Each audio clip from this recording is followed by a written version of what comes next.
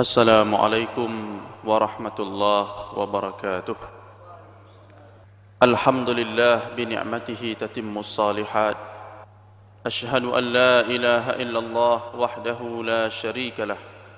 Wa ashhadu anna Muhammadan abduhu wa rasuluh. Allahumma salli wa sallim ala nabiyyina Muhammad wa ala alihi wa sahbihi ajma'in. Amma ba'du. Dalam surah Al-A'raf ayat 96 Allah Subhanahu wa taala berfirman, A'udzu billahi minasy syaithanir rajim. Walau anna ahlal qura amanu wattaqau lafatahna 'alaihim barakatin minas samaa'i wal ard. Walakin kadzdzabu fa akhadznahum bima kanu yaksibun. Yang artinya, jikalau seandainya penduduk suatu negeri beriman dan bertakwa kepada Allah Subhanahu wa taala, sungguh kami akan membukakan untuk mereka pintu-pintu keberkahan dari langit dan dari bumi. Akan tetapi mereka mendustakan ayat-ayat Allah. Lantas kami menghukum mereka disebabkan karena tingkah dan perbuatan yang mereka lakukan. Kaum muslimin yang dirahmati Allah Subhanahu wa taala, di antara pelajaran yang bisa kita petik dari ayat ini bahwasanya keimanan dan ketakwaan kepada Allah Subhanahu wa taala itu merupakan sumber keberkahan di dalam hidup kita. Kehidupan pribadi, keluarga maupun kehidupan dalam skup yang lebih luas, masyarakat, umat dan seterusnya. Kalau kita ingin mendapatkan keberkahan dari Allah Subhanahu wa taala, maka hiduplah dengan iman. Hiduplah dengan ketakwaan. Keberkahan itu akan tercurahkan. Berkah dalam segala hal. Berkah usia, berkah harta, berkah keluarga, anak-anak yang kita miliki, berkah ilmu, berkah ibadah dan semuanya. Dan keberkahan ini merupakan sesuatu yang mahal, sesuatu yang tak ternilai harganya. Keberkahan ini pula yang mulai hilang dari kehidupan kita umat Islam.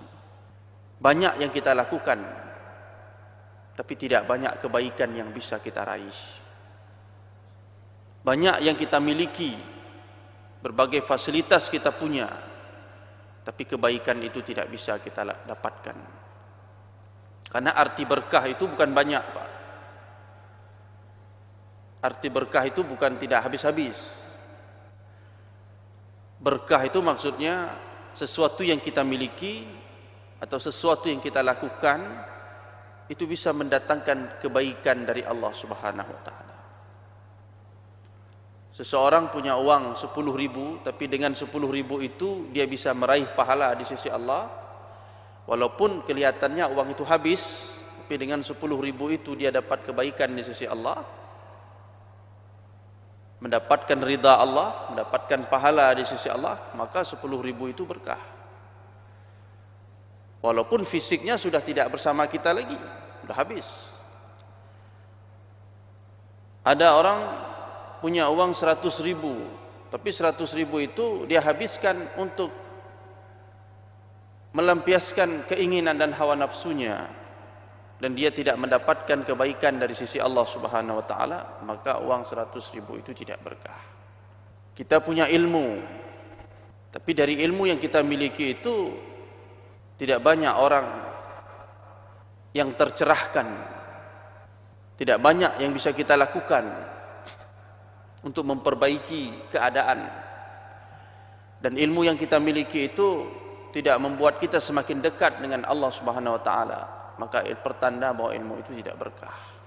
Begitu juga kita punya keluarga, punya anak, tapi anak kita itu dapat menyeret kita ke neraka, membuat orang tuanya jauh dari Allah Subhanahu wa taala. Maka anak tersebut pertanda bahwa itu adalah bukan sebuah keberkahan. Ada orang yang dekat dengan Allah, tapi dia diuji dengan anak yang tidak baik. Namun dia tetap di jalan Allah, dia tetap mendakwahkan anak tersebut, itu bukan menunjukkan bahwa itu tidak berkah. Nabi Nuh alaihissalam punya anak, satu orang anak yang menyimpang dari jalan yang benar. Bukan artinya Nabi Nuh itu tidak berkah anaknya. Yang tidak berkah itu ketika si anak ini bisa menyeret orang tuanya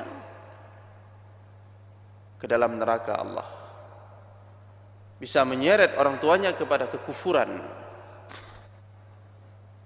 Maka kita berlindung kepada Allah dari satu kondisi di mana keberkahan itu tidak kita raih. Iman dan takwa ini merupakan syarat supaya keberkahan itu hadir dalam kehidupan pribadi kita, dalam kehidupan keluarga kita, dalam kehidupan masyarakat kita. Secara umum Allah Subhanahu wa taala mengatakan iman dan takwa, tapi secara lebih terperinci untuk mendapatkan keberkahan itu di antara kiatnya adalah menjaga keikhlasan. Apapun yang kita lakukan, apapun yang kita miliki, niat kita perbaiki. Benahi niat kita. Sesuatu yang akan kita lakukan dengan niat yang ikhlas, yang baik, insyaallah itu akan mendatangkan keberkahan. Al-Imam Malik rahimahullah, beliau menulis salah satu kitab hadis namanya Muwatta. Kitab Al-Muwatta. Dan kitab ini hampir ada di seluruh perpustakaan kaum muslimin. Di mana-mana orang membaca kitab itu. Bahkan disyarah orang. Dibuat penjelasan-penjelasan, baik penjelasan ringkas maupun penjelasan yang panjang-panjang. Ada dua penjelasan atau syarah dari kitab Muwatta, ini yang paling panjang. Itu namanya Tamhid, karangan Imam Ibnu Abdul Bar, dengan Al-Istidhkar, karangan imam yang sama. Disyarah orang, dijelaskan orang ilmu-ilmu yang ada di dalamnya itu. Ketika beliau menulis Al-Muwatta tersebut, ternyata banyak ulama-ulama lain yang sudah menulis kitab yang sama. Jadi beliau sebenarnya hanya mengulang saja apa yang sudah pernah ditulis oleh orang lain. Ketika ditanya, kenapa Anda menulis kitab ini padahal kitab yang sejenis ini sudah banyak ditulis orang? Kemudian Imam Malik mengatakan, maka lillahi yabqa. Sesuatu yang kita lakukan karena Allah pasti akan dijaga oleh Allah, akan lestari. Jadi beliau berupaya menulis Al-Muwatta ini semata-mata karena Allah, ikhlas. Dan harapan beliau itu pun terwujud sejak Muwatta itu ditulis sampai sekarang. Muwatta Imam Malik lah yang muncul. Kalau disebut Muwatta sekarang, identiknya adalah karangan Imam Malik rahimahullah, gurunya Imam Syafi'i. Allah berikan satu keberkahan. Mudah-mudahan itu merupakan pertanda dari keberkahan, karena penulisnya menulis kitab itu dengan penuh niat yang baik, keikhlasan karena Allah Subhanahu wa taala, maka Allah jaga kitab itu sampai saat ini dan akan tetap dikaji, dibaca orang sampai akhir zaman. Hadirin yang dimuliakan Allah Subhanahu wa taala, keikhlasan itu penting sekali. Kemudian pada saat kita melakukan sesuatu itu, jangan sampai kesibukan kita itu melalaikan kita dari Allah taala. Kita berusaha mencari nafkah, mencari rezeki, jangan sampai usaha kita itu melalaikan kita dari Allah taala. Karena hasil yang kita dapatkan dari itu tidak akan mendatangkan keberkahan kalau itu melalaikan kita dari Allah Ta'ala. Kadang-kadang seseorang mendapatkan untung besar, tapi ketika dia meninggalkan ibadah kepada Allah, dia korbankan salat berjamaah demi mendapatkan untung besar. Ya, untungnya besar, tapi keberkahannya yang hilang. Atau pada saat kita melakukan transaksi itu, kita curang, kita tidak jujur, kita mengkhianati, mengecoh pembeli umpamanya. Untung besar, tapi keberkahan jangan pernah bisa kita harapkan. Allah cabut keberkahan itu dari transaksi tersebut. Hadirin yang dimuliakan Allah Subhanahu wa taala. Kiat yang lain adalah untuk mendapatkan keberkahan itu, jaga adab-adab syar'iyah, adab-adab dalam agama.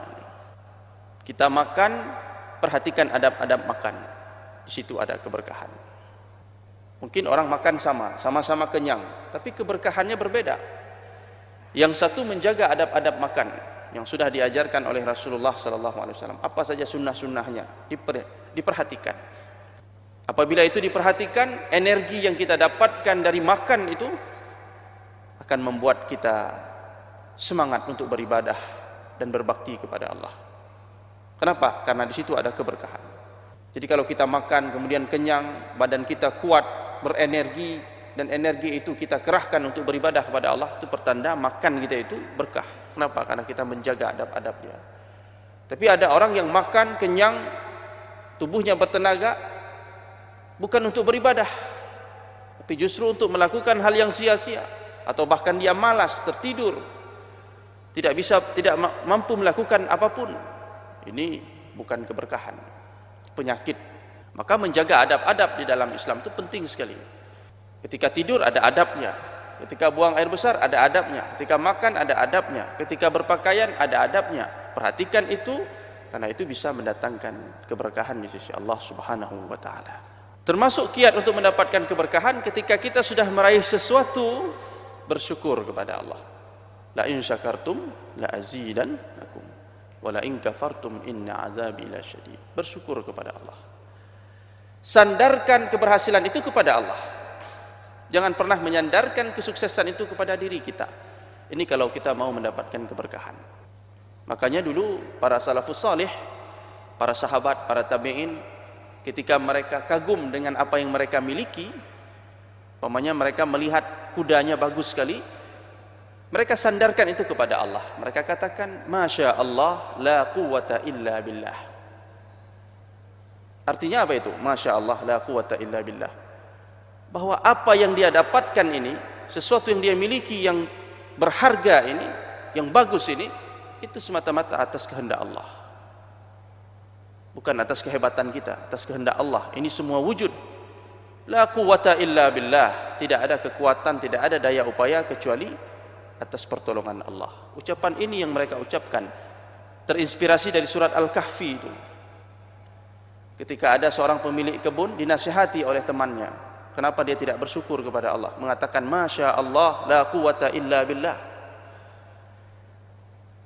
Kita punya anak kita cerdas, berprestasi.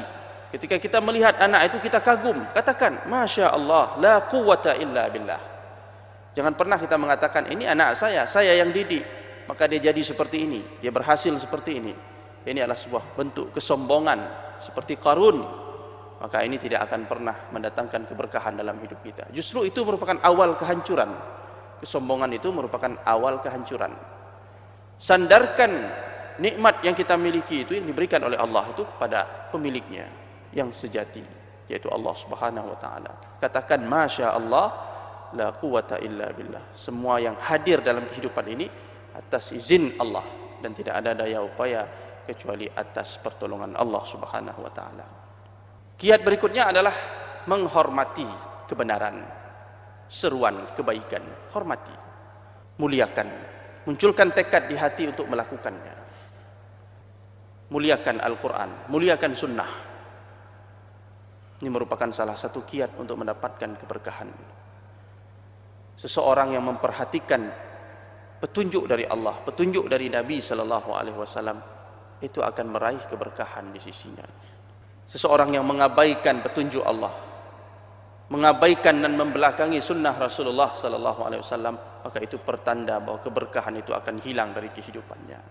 Al-Imam Ibnu Hajar dalam Fathul Bari ketika menjelaskan tentang Imperium Romawi yang pernah berjaya menguasai dunia. Ketika Nabi SAW diutus, beliau pernah mengirim surat utusan untuk menyampaikan surat seruan kebenaran itu kepada Imperium Romawi, Kaisar Romawi, yang pada waktu itu yang berkuasa adalah Heraklius.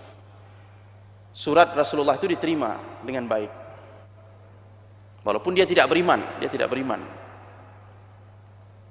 Bahkan dia pernah ingin berperang melawan kaum muslimin, tapi surat itu disimpan disimpan. Setelah kaisar itu meninggal, dia wariskan kepada kaisar-kaisar berikutnya. Sampai ratusan tahun surat baginda Nabi itu tersimpan dengan rapi. Kata para ulama, apa hikmahnya apa? Dia dapat berkahnya itu. Imperium Romawi itu bertahan sampai ratusan tahun setelah Rasulullah wafat, tidak hancur. Baru kemudian ditaklukkan pada masa pemerintahan dinasti Utsmaniyah oleh Muhammad Al-Fatih, dengan ditaklukkannya Konstantinopel, ya, Turki sekarang.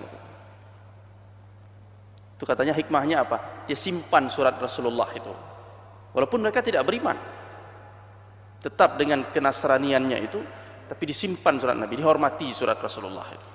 Berbeda nasib dengan Persia. Persia juga imperium besar, polisi dunia pada zamannya, sama dengan Romawi. Namun pada saat surat Nabi SAW sampai kepada kaisar Persia itu, surat Rasulullah diapakan? Dirobek-robek. Itu penghinaan terhadap surat Nabi SAW. Maka kemudian Allah merobek-robek dinasti mereka, imperium mereka, sebagaimana mereka merobek-robek suratnya Nabi SAW. Jadi orang kafir saja, kalau ada sedikit dia memuliakan kebenaran itu, ada berkahnya, ada kebaikannya walaupun dunia. Maka ini perlu kita perhatikan dalam hidup ini. Apalagi orang yang beriman, pada saat dia memperhatikan petunjuk Allah dan Rasulnya, di situ ada keberkahan. Perang Uhud merupakan satu pelajaran berharga bagi kita. Ketika ada petunjuk Rasulullah yang diingkari, maka akan ada kerugian yang diraih, yang didapatkan. Hadirin yang dimuliakan Allah, mudah-mudahan apa yang kami sampaikan ini bisa menjadi renungan bagi kita semua. Aqulu qauli hadza wa astaghfirullah li wa lakum. Subhanakallahumma wa bihamdika asyhadu an la ilaha illa anta nastaghfiruka wa natubu ilaik. Assalamualaikum warahmatullahi wabarakatuh.